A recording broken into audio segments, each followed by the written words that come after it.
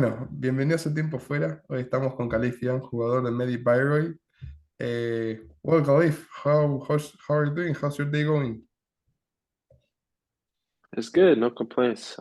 Just finished practice a little while ago. Fine in Germany so far, no problems. Yeah, well, and how's Germany going? I know you started playing there in this season. You were going through a lot of places, playing teams. I know you played in Poland, in Turkey, you played in Canada too, in the NCAA, in the United States. But how's Germany going so far? It's good. I mean, it's a new challenge for sure, a new environment. Just kind of coming out here and doing what I do, and just trying my best to be the best that I can be for myself and for my team. So Great, yeah, and it's going well so far. that's awesome to hear.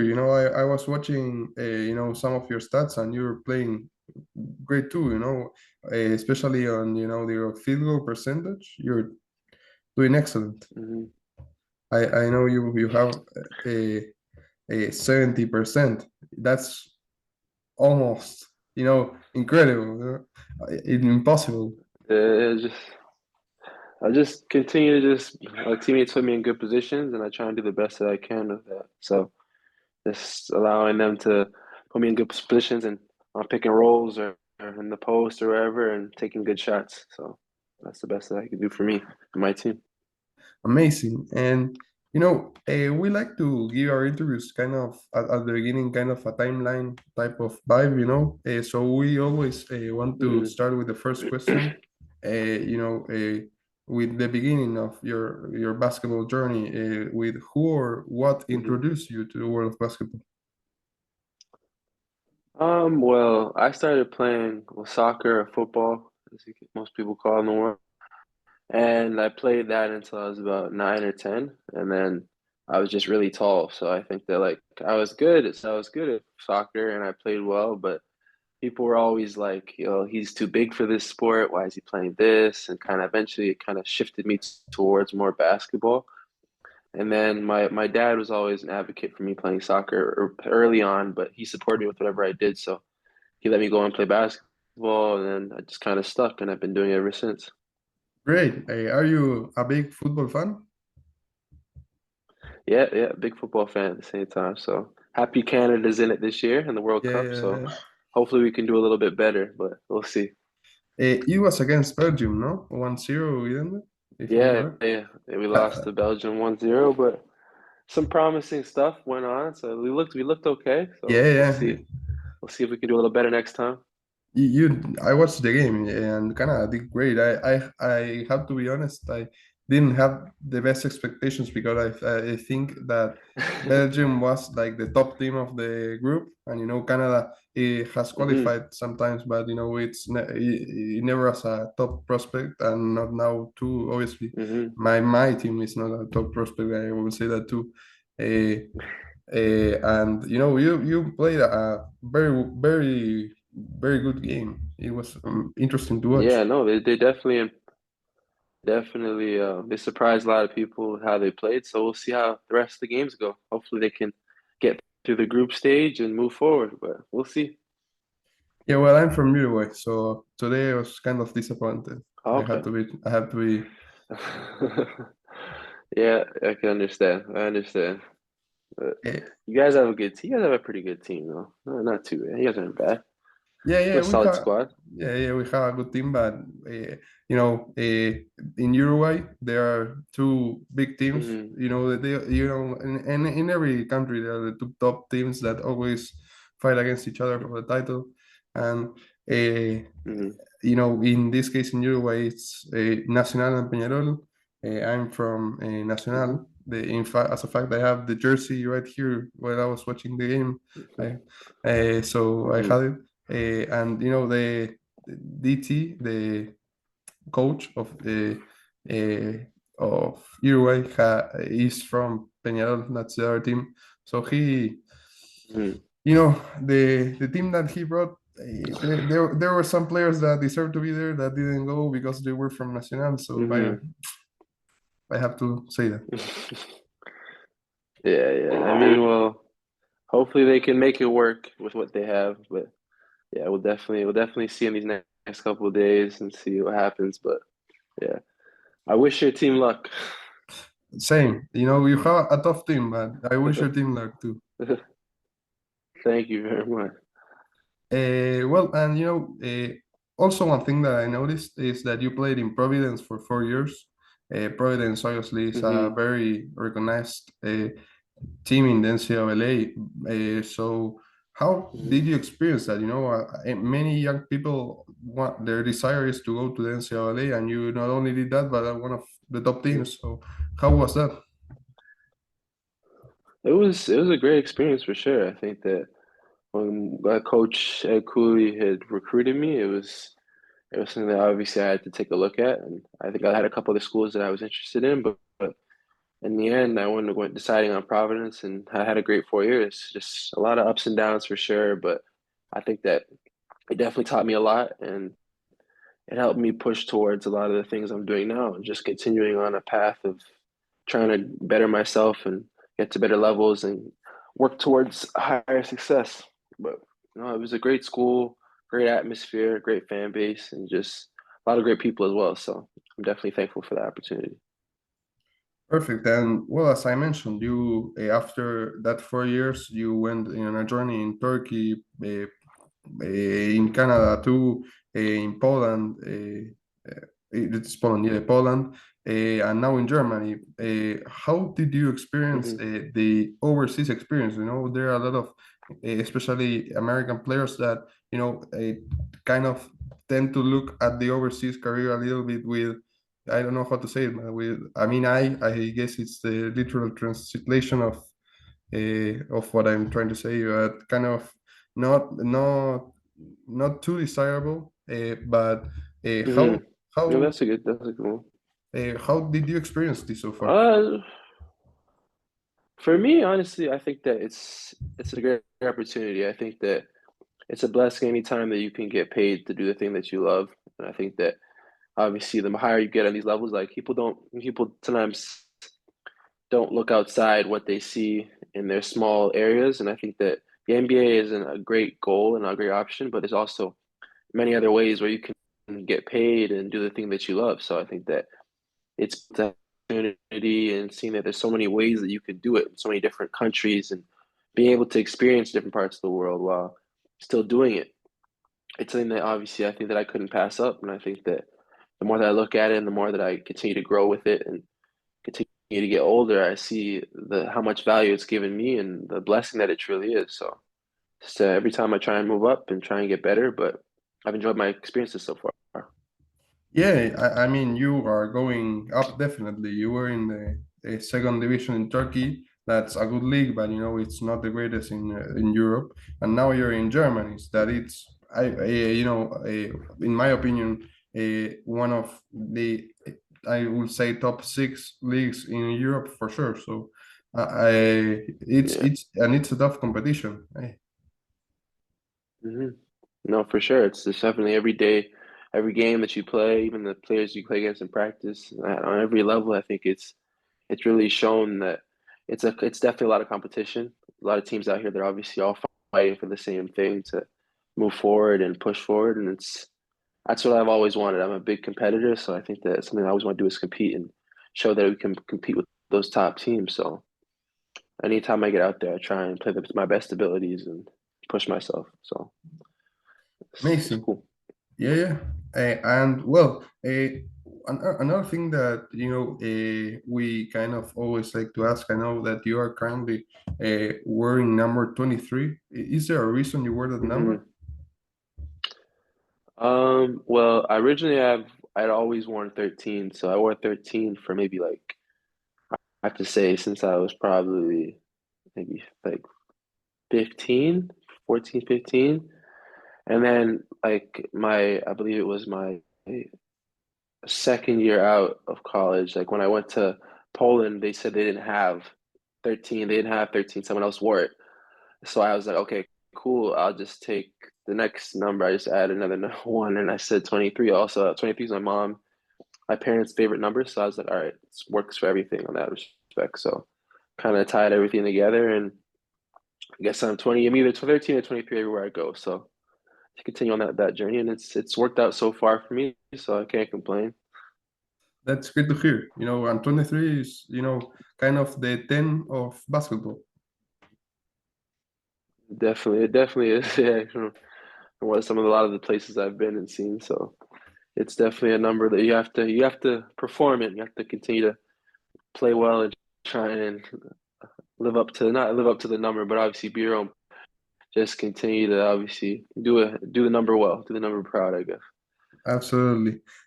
Well, and one other thing that we like to ask is, what is your top five players of all time?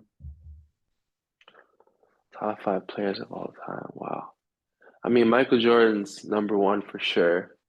Okay, That's on my thing for sure. There's definitely a lot of debate on it, but not for me. LeBron is definitely LeBron. I'd say Kareem, Kobe, and then that last one. I think, but I think I put like Shaq in there. I put Shaq or Wilt, just off of the dominance of what they did in their prime. But I'll say Shaq. So yeah, I guess that's the five I have right now absolutely. at this point, I guess. Yeah, yeah, yeah. Well, Michael Jordan and Kareem and LeBron, I always expect them, but the four and five, I kind of like to see where the players Yeah, sometimes yeah, yeah. we had one player that said Steve Nash, and it was kind of weird because you never get Steve Nash, but Yeah, I love Canada too. I wouldn't expect Steve Nash, but no, great player. Definitely in a lot of my other top stuff. But I don't know, top five is that's a tough one to crack. So yeah, it's but Steve Nash, no, amazing player for sure, and obviously repping Canada anytime is absolutely. I'll support it. Yeah, yeah, and well, talking about representing Canada, you yourself represented Canada in multiple times. In the latest competition Mm. that you participated was in the America, if I'm correct. Uh, Yeah, and we had just the last window we had. It was for the the World FIA, Cup yeah, qualifiers. Yeah, qualifiers. Yeah, but yes. the So tournament, yeah. the last tournament Oh was yeah, the America. yeah, for sure. Yeah, yeah, yeah. It was a great experience to visit Brazil and just see that part of the world and play against some really competitive teams for sure. And that was a really cool experience. Great. And what did you feel when they first called you to represent the national team? I mean, anytime I get opportunity to play for my country, I think that it's definitely something super special for me. I think that I first was able to get the opportunity when I was 16 for like the under 16 age group, and I think in an under 17 age group. So that was a blessing at that time for me. So it's just continuing now getting the opportunity to play for the men's national team at any level or any respect. I think that it's always a blessing. I'm always thankful to see who I can compete with and who are the guys that I can visit that I've obviously known for years. I think that's the thing that's also special. But coming back together with guys that you've known for years and getting to play together when you normally don't get that opportunity is something that you don't obviously want to pass up. So Yeah, anytime yeah. they call or anytime that I get a chance, I'm there for sure. That's great. Well, and another thing that we usually kind of like to ask, to see obviously how your whole career to go. You are still very young. Well, I'm 18, so I'm young too, but you know what I'm saying. In basketball terms. Yeah, Uh, yeah, I got you. I got you. and what is one thing that you want to accomplish before your career ends? One thing that you really want to do.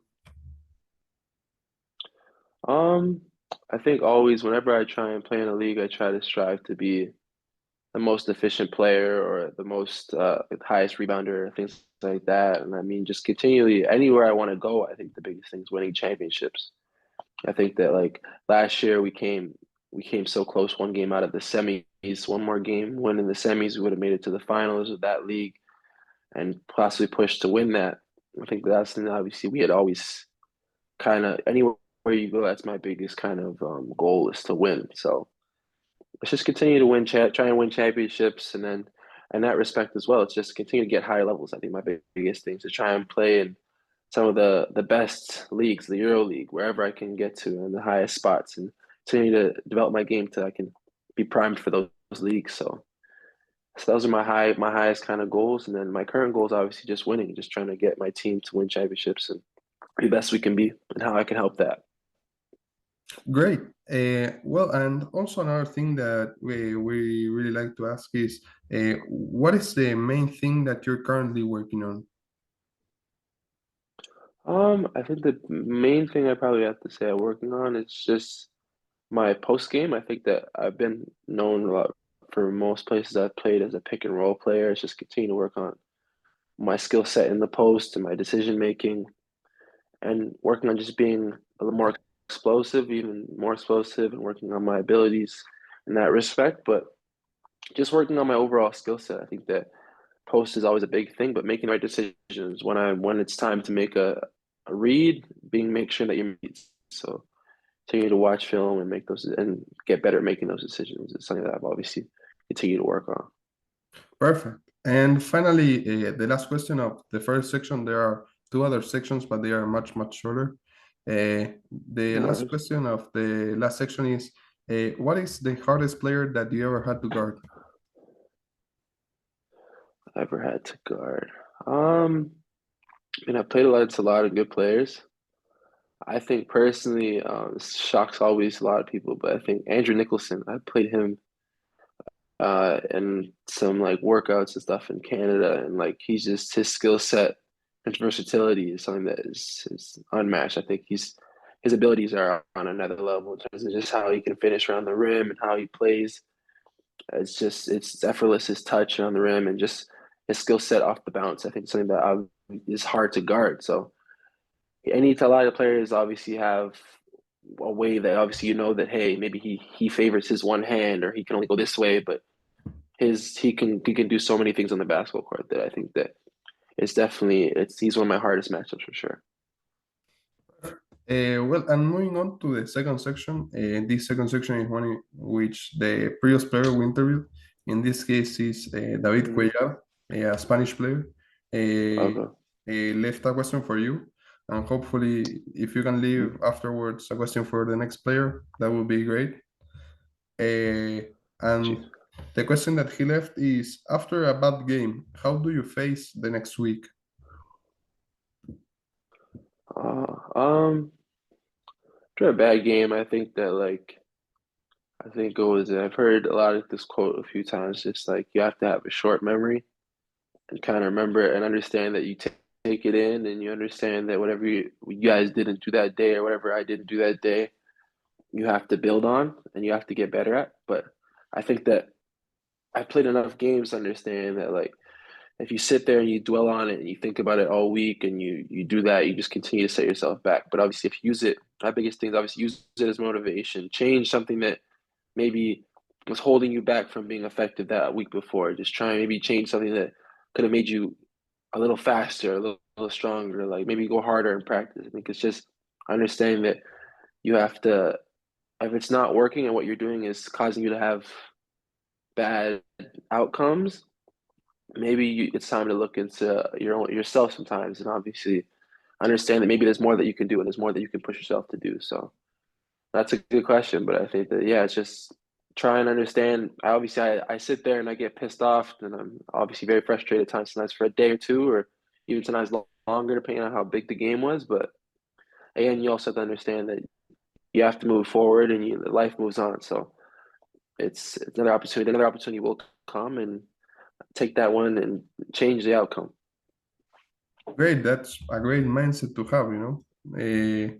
That's really great. And do you have the question you want to leave for our next guest? If you want, I can give you as much time as you want. Let me think. Let me think.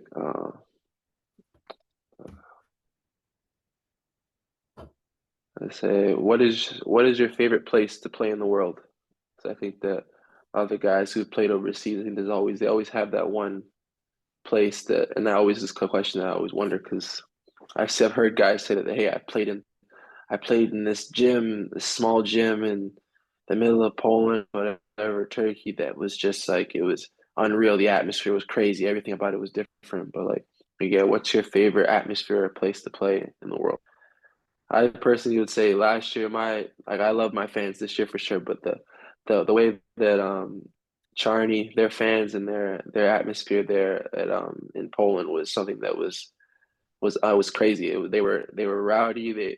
They were super. They would paint their faces. They would dye their hair. They would do anything just to support the team. So I think that just the atmosphere. We played in a gym that wasn't the most current or anything like that, but the experience and the kind of the environment that people that other teams had to play in, or something that was just it was unmatched for sure. Amazing. That's a really interesting question. We never had it before. Glad I could get something different, a little different. Then I'm glad. Great. And well, the last section is called the flash questions. As the name says, is kind of like rapid fire questions that have nothing to do with basketball. Okay, So whenever you're okay, ready, all right, all right, go, got me, I got you. favorite movie, Step Brothers, favorite TV show, Family Guy, not including basketball, what sport do you watch or play the most? soccer for sure. Teammate you spend the most time with? Team I spend the most time with right now, probably say Jackson Rowe right now for my team right now. Perfect. Favorite food? Favorite food. Oh, that's a tough one. I'd say macaroni and cheese. I like macaroni and cheese. That's good. Favorite video game? FIFA, Hot or cold? cold. One dream left to accomplish that has nothing to do with basketball. Uh, give back. I think that one of the things that I always kid was like I had a lot of positions in a lot of places where people gave me opportunities to get to where I am today and continue to help me build. And just I want to give it forward. I think that obviously seeing how much that influenced me and how people giving me the chance to be a part of things at a young age allowed me to be where I am. I think that I want able to have the opportunity to do the same thing. Great. And a favorite artist or musician? Uh, I'd probably say right now what I'm listening to the most is probably Drake and Lil Baby probably. Those are probably the two main ones I listen to the most at this point. And finally, favorite basketball shoes? The Kobe eights. Those are the best shoes I think I ever worn. I had a few pairs when I was younger, and I just like obviously at this point the prices are ridiculous. So I get my hands on a few, but definitely the Kobe eights are my top tier shoe. Great. I have to say that there are some Canadian answers over there for sure. Drake and Cole, I was expecting them. I have to say.